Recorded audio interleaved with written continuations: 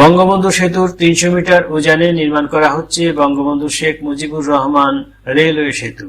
ইতোমধ্যে সেতুর ৪টি স্প্যান বসানোর মাধ্যমে সেতুর ৪৬% কাজ শেষ হয়েছে। সুধী দর্শক, আসসালামু আলাইকুম। দেশ এবং প্রবাস থেকে যারা ভিডিওটি দেখছেন তাদের প্রত্যেককে জানাই আন্তরিক অভিনন্দন। আশা করি ভালো আছেন সবাই। ৪৯টি স্প্যানে তৈরি হচ্ছে দেশের সর্ববৃহৎ ডুয়েল গেজ ডাবল ট্র্যাকের বঙ্গবন্ধু রেলওয়ে সেতু। এই সেতুতে দুটি রেল লাইন বসবে। বঙ্গবন্ধু শেখ মুজিবুর রহমান রেলওয়ে সেতুর প্রকল্পের site chief engineer Mohammad Abdul Khalek বলেন, ইতিমধ্যে সেতুর পূর্ব পাশে ১২টি পিলারের কাজ প্রায় শেষ হয়েছে। সেতুর ৪৭ থেকে ৪৮ থেকে ৪৯ এবং ৪৩ থেকে ৪৪, ৪৪ থেকে ৪৫ নম্বর পিলারে স্প্যান বসানোর কাজ শেষ হয়েছে। ৪২ থেকে ৪৩ ও ৪৯ থেকে ৫০ নম্বর পিলারে স্প্যান বসানোর কাজ চলমান রয়েছে। দ্রুত গতিতে কাজ এগিয়ে চলছে। স্প্যানের উপর যে রেলটা বসবে তা মূলত জাপানিদের অত্যাধুনিক প্রযুক্তি। এখানে কোনো স্লিপার নেই। বাংলাদেশে ৩০০০-এর বেশি রেল সেতু রয়েছে, যেগুলো সবই ছোট। এখন পর্যন্ত দেশের সবচেয়ে বড় রেল সেতু হলো পাবনার পাকশীতে পদ্মা সেতুর উপরে ১০০ বছরের পুরনো হার্ডিজ ব্রিজ। কিন্তু যমুনা নদীর উপরে বঙ্গবন্ধু রেল সেতুটি নির্মাণ হলে সেটি হবে দেশের সবচেয়ে বড় রেল সেতু, যার দৈর্ঘ্য ৪.৮ কিলোমিটার। বঙ্গবন্ধু সড়ক সেতুতে যে রেল লাইন রয়েছে তার উপর দিয়ে বর্তমানে ৩৮টি ট্রেন চলাচল করে। রেল সেতুটি নির্মাণ হয়ে গেলে ৮৮টি ট্রেন চলাচল করতে পারবে। সে সময় নতুন রুট চালু করা হবে। বর্তমানে যে রেল সেতুগুলো রয়েছে তাতে একটি করে লাইন রয়েছে। এই সেতুটিতে দুটি রেল লাইন থাকবে, যার ফলে কোনো ট্রেনকে সেতু পার হওয়ার জন্য অপেক্ষা করতে হবে না। একসঙ্গে দুটো ট্রেন দুদিকে চলে যেতে পারবে। যমুনা নদীর উপর বঙ্গবন্ধু সড়ক সেতুতে যে রেল লাইন রয়েছে তা পার হতে দুই পাশে অপেক্ষা করা ছাড়াও সড়ক সেতু হওয়ায় ওজন ও গতির বিষয়েও সীমাবদ্ধতা রয়েছে। এখন বঙ্গবন্ধু সড়ক সেতুতে ঘন্টায় সর্বোচ্চ ১৫ থেকে ২০ কিলোমিটার বেগে ট্রেন চলাচল করতে পারে। এই সেতুতে ঘন্টায় সর্বোচ্চ ১২০ কিলোমিটার বেগে ট্রেন চলতে পারবে। এই ব্রিজটির উপর দিয়ে একাধিক লোকোমোটিভ বা ইঞ্জিন দিয়ে ট্রেন চালানো সম্ভব হবে।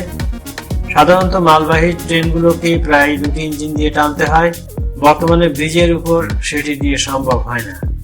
ইঞ্জিন মেরামত করার জন্য সেটিকে অন্য আরেকটি ইঞ্জিন দিয়ে ট্রেনে নিয়ে যাওয়ার ব্যবস্থাও বঙ্গবন্ধু সেতুতে নেই, যে কারণে পার্বতীপুরের কারখানায় মেরামতের জন্য ইঞ্জিন নিয়ে যাওয়া সম্ভব হয় না। এই সেতুতে সেটি সম্ভব হবে। এই সেতু তৈরিতে যেসব উপকরণ ও প্রযুক্তি ব্যবহার করা হবে সেটি এখনকার রেল সেতুগুলো থেকে আলাদা। এটি ওয়েদারিং স্টিল দিয়ে তৈরি হবে। আমাদের এখানকার যে সেতুগুলো রয়েছে সেগুলো ২-৩ বছর পর পর রং করতে হয়। এটা আমাদের কখনই রং করতে হবে না। এই সেতুটির রক্ষণাবেক্ষণ খরচ প্রায় শূন্য। বাংলাদেশের সাম্প্রতিক সময়ে সবচেয়ে বড় প্রকল্পগুলোর অর্থায়ন, কারিগরি সহায়তা, স্থাপনাগুলোর কাঠামো ও নানা যন্ত্রাংশ দিচ্ছে যে দেশগুলো, জাপান তার মধ্যে একটি। এই সেতুটির ফাউন্ডেশনে জাপানের একটি প্রযুক্তি ব্যবহার হচ্ছে, যে প্রযুক্তি জাপানের বাইরে খুব কম ব্যবহার হয়। রেল লাইনগুলো চাকার ঘর্ষণে ক্ষয়ে যাওয়া কমাতে বিশেষ উপকরণ ব্যবহার করা হবে। তাই লাইনগুলো কম পরিবর্তন করতে হবে, বছর ৩০ও চলে যেতে পারে। ব্রিজের সংযোগস্থলে যে প্রযুক্তি ব্যবহার করা হবে তাতে ব্রিজটির নিজের ওজন কম মনে হবে। ব্রিজটি তৈরি করার সময় জাপানের দুটি কোম্পানির সাথে চুক্তি করা হয়েছে। ২০১৬ সালে প্রকল্পটি পাস হয়েছিল, কিন্তু তার কাজ শুরু হতে ৪ বছরের মতো সময় লেগেছে। প্রাথমিকভাবে যে খরচ ধরা হয়েছিল সেটিও বেড়েছে। এখন পর্যন্ত ব্রিজটির জন্য ১৬,৭০০ কোটি টাকা ব্যয় ধরা হয়েছে, যার মধ্যে ১২,০০০ কোটি টাকার বেশি জাপান ইন্টারন্যাশনাল কোঅপারেশন বা জাইকার কাছ থেকে ঋণ হিসেবে পাবে বাংলাদেশ। বাকি অর্থ বাংলাদেশ দেবে। ব্রিজটি নির্মাণে জাইকার সঙ্গে দুটি ঋণ চুক্তি স্বাক্ষরিত হয়েছে, যার একটি ১% সুদে আর অন্যটি ০.৬% সুদে নেওয়া হয়েছে। ৫০টি পিলারের মধ্যে সেতুর পূর্ব পাশে ইতিমধ্যে ১২টি পিলারের কাজ সম্পূর্ণ শেষ হয়েছে। বাকি ৩৭টি পিলারের কাজ চলমান রয়েছে। ৫০টি পিলারের ওপর ৪৯টি স্প্যান বসানো হবে। নতুন প্রযুক্তি ব্যবহারে তৈরি হওয়া পিলারগুলোর ওপর স্পান বসানোর কাজ করছেন দেশি বিদেশি প্রকৌশলীরা।